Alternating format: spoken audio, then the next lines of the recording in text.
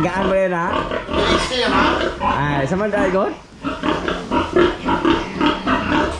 Gahapon nga, gikapta na nga kayo mas abuk-aka mga magkula.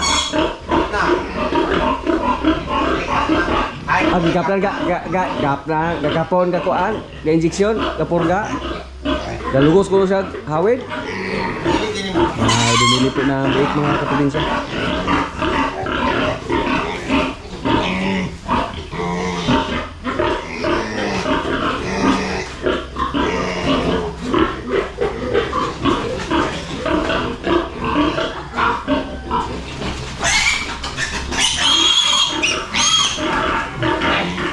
Ya, dah guys, selamat. Selamat kayo po. Parang usok-usok.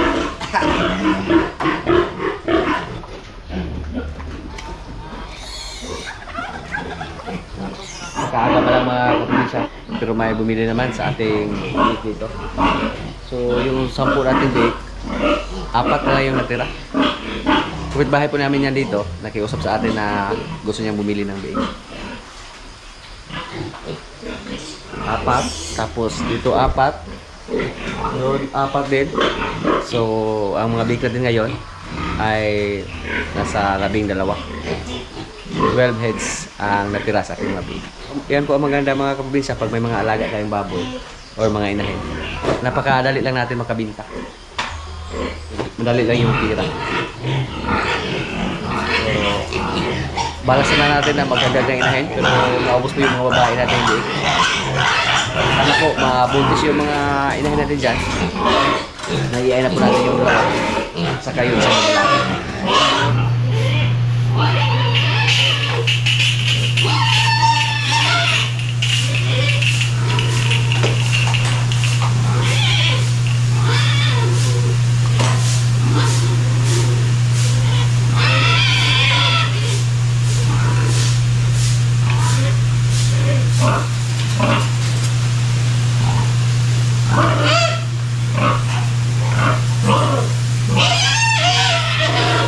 What?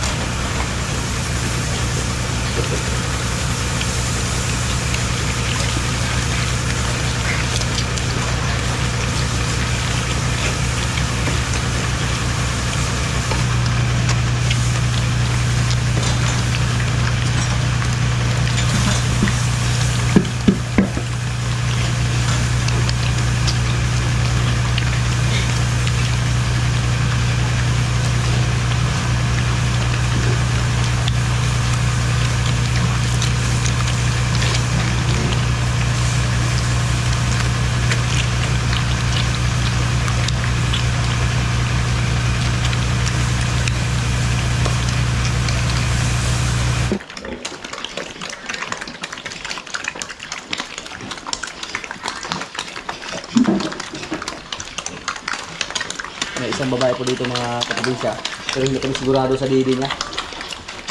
Kung maganda na sana yung didi niya, kung buhay lang lahat, pwede natin yung gawin inahin. Ito po, babae po ito, malaki. Pwede na pang litson yung mga big natin dati, oh. Pang litson na litsi. Kung buwan pa lang ng December, yung ganyan kalaki, pwede na yan dispose. Pero hindi po ngayon season sa kuan, litson.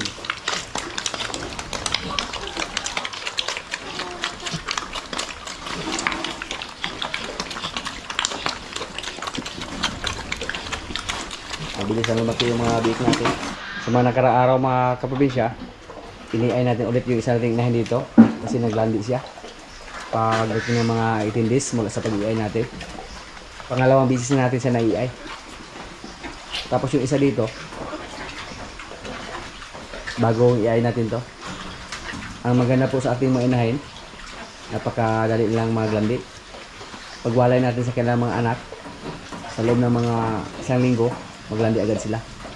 Hindi katulad sa nating inahin dito na matagal maglandi mga kaprobinsya.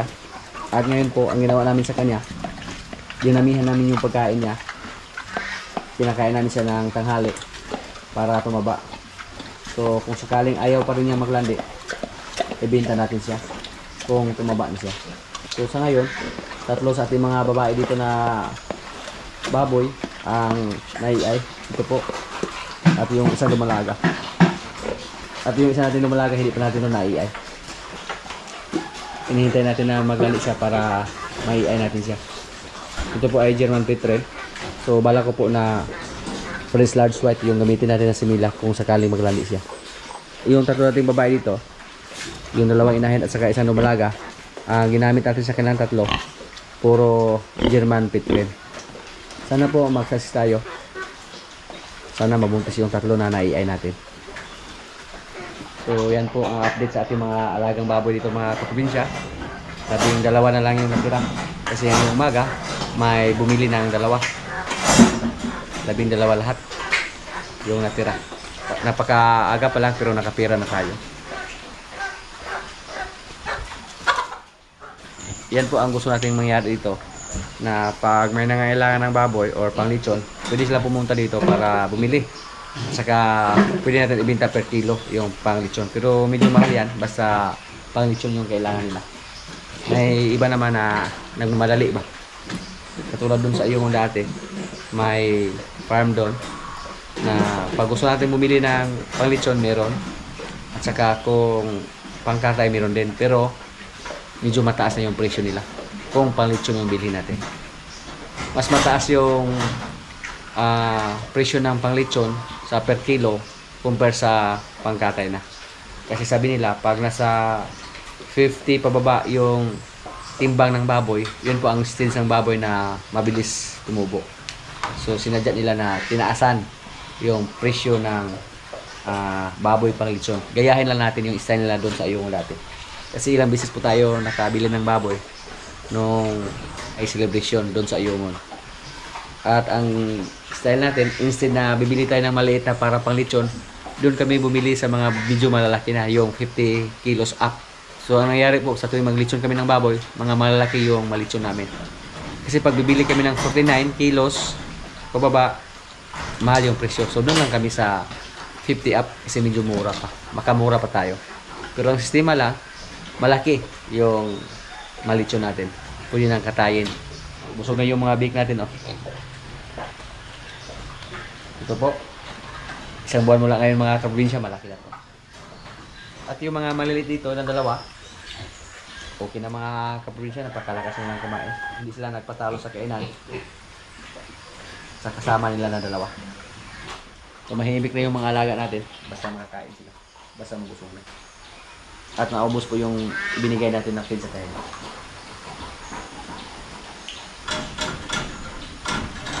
So, lalo po tayo na-inspired na mag-alaga ng mga inahing baboy. Sa sunod na tayo magpili ng inahin. Ayun, hindi tayo nakapili. Kasi kakaunti lang yung mga babae. Yung mga alaga natin, oh. Mga alaga manok. Marami na po tayong mga manok dito na lalaki na pwede pang katay. Katulad dyan, oh. Meron pa dito.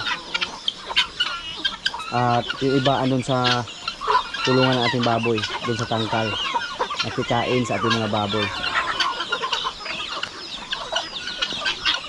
Pero yung ibang sisiyo na pinakawalan natin mga kaprobinsya, hindi po sila nakasurvive dahil dito sa amin medyo malamig na yung panahon. Namatay yung iba. So yung iba hindi lang namin pinakawalan.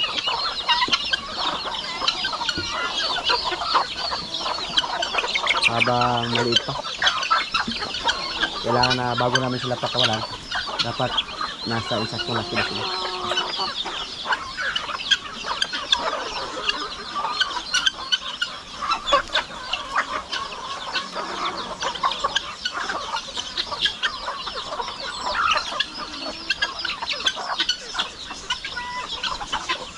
Yung mga bingala natin, may itlog yung bingala natin doon, mukhang hindi pa nalimliman, kunin natin yon. Mag-iwan lang tayo ng dalawa para balikan nila.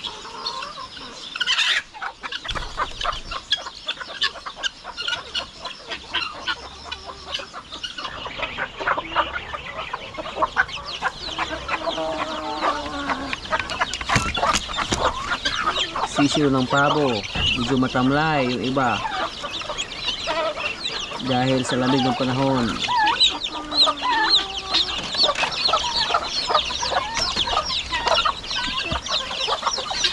Sisiyo ng gansa, 4 sana sila pero namatay yung isa, hindi nakasurvive sa lamig.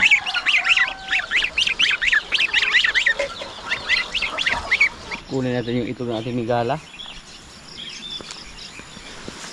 Muntik na daw matamaan ang paan niyog nung hinarvest yung ating mga niyog dito.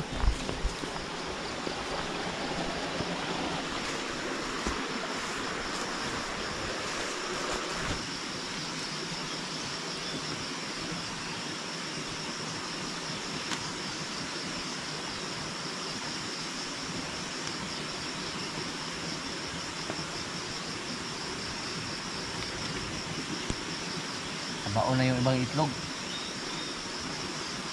Nalubog na.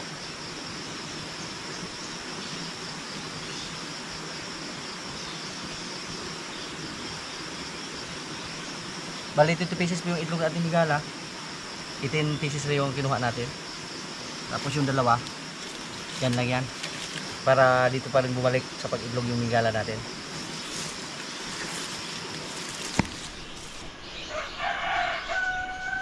Punasan natin kasi nabasa yung ibang itlog.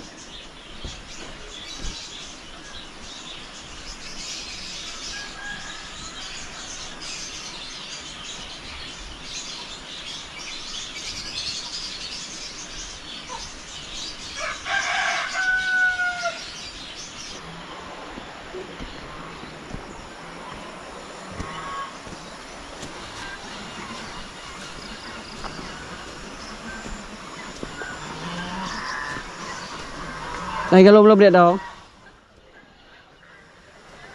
Pabo.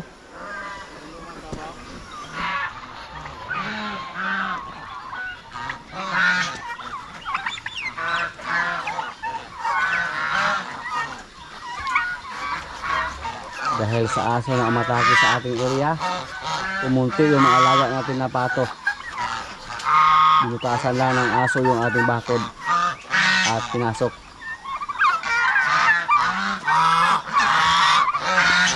Napakahirap hulihin sa aso na yan kasi tuwing gabi po sila umatake dito. Tapos pag makakita sila ng tao, kumaripas agad ng takbo. Kaya napakahirap. Yan po, may bagong sisiyo naman. Sisiyo ng pabo. Kami yung palagi nag-alaga ng pabo dito at saka pato para sana dumami. Pero napakasakit isipin pagkainin lang ng aso. Kahit may bakod pa yung area natin. Pero basta aso yung kalaban, napakahirap yan.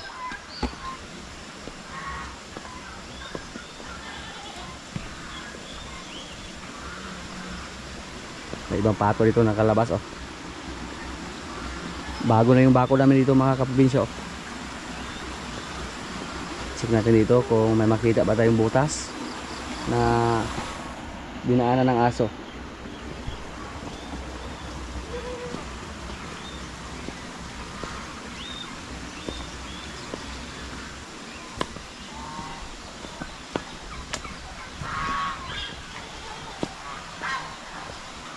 Yan o. Ito po oh.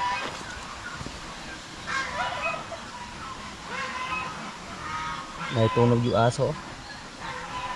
Kahit ilang beses namin ito inayos pero minatrap lang nila. Double screen pa yan. Pero sigurado po kami na aso yung dumaan dito. Dito unang-una hinarangan pa. Tapos naman sa tingin ng aso na may harang dito, dito naman siya sa kabila gumawa ng butas.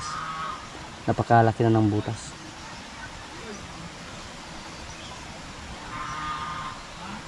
Ito yung isa sa problema namin dito. Pero last chance, sabihan naman ulit yung may-ari na ipahuli yung aso nila or patalian. Nakakalungkot isipin mga kaprobinsya, ginasusan natin yung alaga natin. Tapos kinain lang na aso. Dong, dibus na talaga po ito ko at sa giwahin ni mo. Hindi ako lagi ang bangag po kay imong gitusukan. Dili na po sige di bangag. Dako lagi bangag ko. Hanapin namin yung isang alaga namin na si Bita. Saan kaya nilagay ni Brod? Wala si Brod ngayon dito.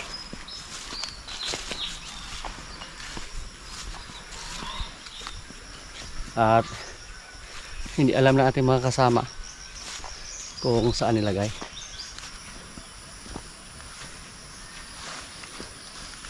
Sa mga nakarang video po namin mga kaprobinsya, may nirescue po tayo na baka.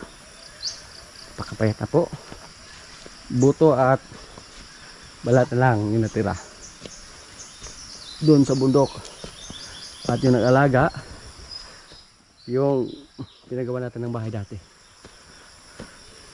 hindi na naalagaan ng maayos, kaya pumayat yung baka natin. Sa mga hindi po nakapanood sa natin mga video, pwede niyo pong tingnan kung ano yung nakalunos-lunos na nangyari sa ating baka. Nahirapan kami kahapon nung nirescue namin kasi hindi na tumayo yung baka. At binuhat na lang ni Pare at ni Jojo. Napakahirap yung daan doon. Tapos madulas. Buti na lang, nag-success kami sa pagdala sa baka. Sana makasurvive yun. Hindi ko alam kung makasurvive ba yung baka natin. So basta ginawa lang namin yung narapat. Wala na dog? Oh! Di man to datong brood sa layo kay daghang naman makaon dire. Ay. Sana makasurvive pa yung baka namin doon. Nagamot na namin kahapon. Tapos doon po siya nilagay sa tubo ni pare. Balak mo natin na pagawa niyo ng kuan, maliit na kubo doon sa area ni pare. Para may masulungan sa tuwing may ulan. Busog na kaya sa. Yan po ang maganda sa pinapaso lang, tapos maraming damo.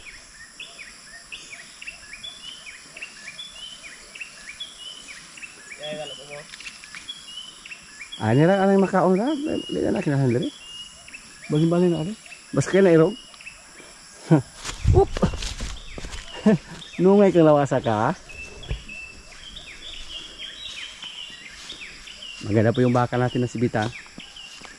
Nung hindi pa dumating dito yung baka natin na mga galing sa Batangas. Siya po yung pinaka-guwapa namin na baka. Pero nang dumating dito yung mga baka namin na galing sa Batangas, lalo na pag magkatabi sila, naging native si Bitang. Nanay po siya ni Marites. Binuang hari. Ay mura di magay sa mukha ato lang na ibutang bo. Wah. January po ito nakasahan si Bitang. Ibitas lang yung nakasa sa kanya. Oh. Are, basig mukha na are. Sumra mukha balile.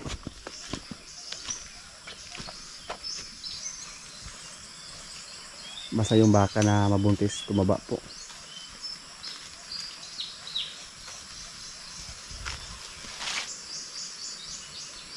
Busog yung guys, sa mga kalakaw ra. Tingnan natin kung ano yung maging resulta sa anak ni Bitang. Si Bitas yung datang. Mangga bo, ito bo.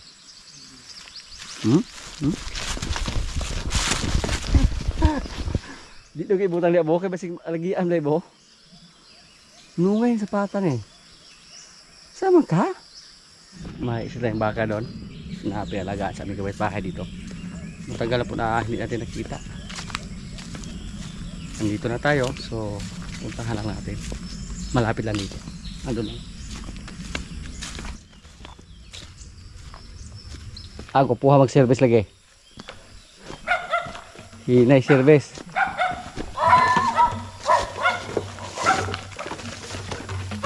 Say gama daw. Daw. Say gama. Guwapo pagkatirada po. Parmal ini. Ayos ah. Atora. Mana busa? Dako na. Tubo na gitu. Sa lahat na baka na pinalagaan natin. Ang napurnada, yung na-rescue lang natin kahapon. Pumayat. Tubo rin yun. Yan po ang kasabayan sa baka na na-rescue natin doon sa bundok kahapon. Malaki na siya. Tubo rin ito. Basta maalagaan lang mga kaprobinsya. Masaya tayo basta makita natin yung maalaga natin na naalagaan lang na maayos. Pero pag sa tingin natin na hindi maayos yung pagkaalaga, delikado. Nakakalungkot. Yan. Tinanggal na yung busal.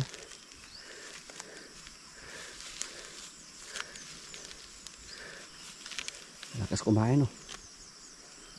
Pero yung mga maliit na baka, mga kaprobinsya, pag yun po ang mabili natin na para pangalagaan, matagal pa yan bago natin maibinta. Yung baka natin na pinalagaan dito, goods lang. Pwede naman tayo dito magpasto sa ating ibang mga alaga. Malaki yung bakante dito mga kaprobinsya. Pwede nga dito dalhin si Bitang at si Basya kung mawalay na si Rigor. Dito tayo palagi nagpasol dati. Yung baka natin daw, patuloy siya sa pagkain. Wala siyang ibang trabaho dyan, kain lang. May isa tayong kalabaw na pinalagaan na mula nang nabili natin. Hindi na natin nakita. Kasi andun po sa Mayapos eh. Medyo may kalayuan po dito. Hindi ko alam kung ano na yung nangyari sa ating kalabaw. Balak ko sanang puntahan para makita. Baka wala na ba? Basig baligya na to bo. Dugay naman kaya to bo. Dako lang gero. Ito nga makaon yung mga gilawigyan niya. Murag back up lagi gini. Oxygen mo dan on dire. Panilap si Jay.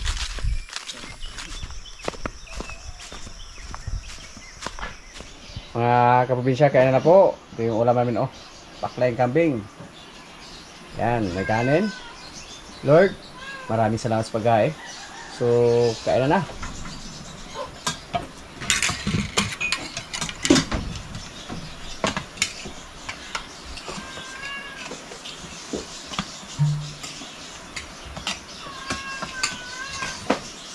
Boy. Sudah na.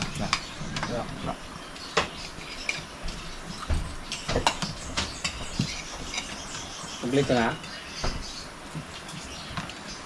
Kasi wala. Ulang. Jojo ba? Asa Jojo?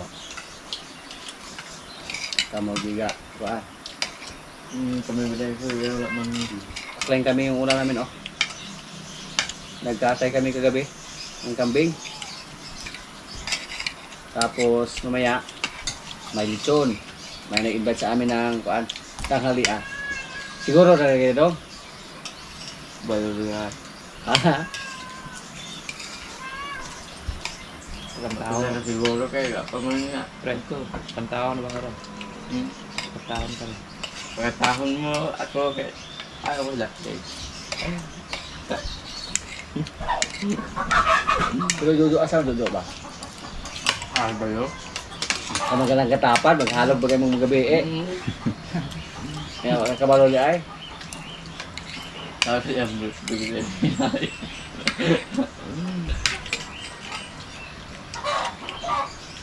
Luto ang bityon. Ulit halang daw.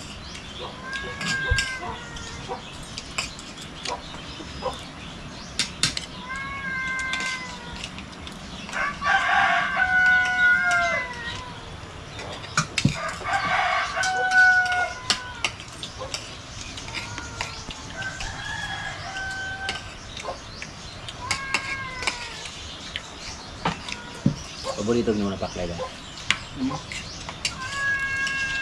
Katabang kag linjo na gabi isa. Tulog na tayo. Tabang po po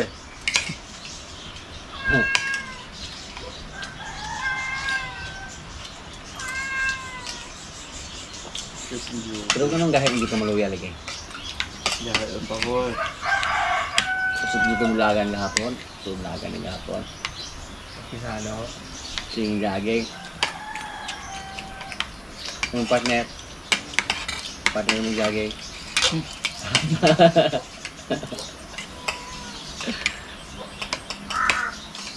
Wak, kumusta ka na, Wak?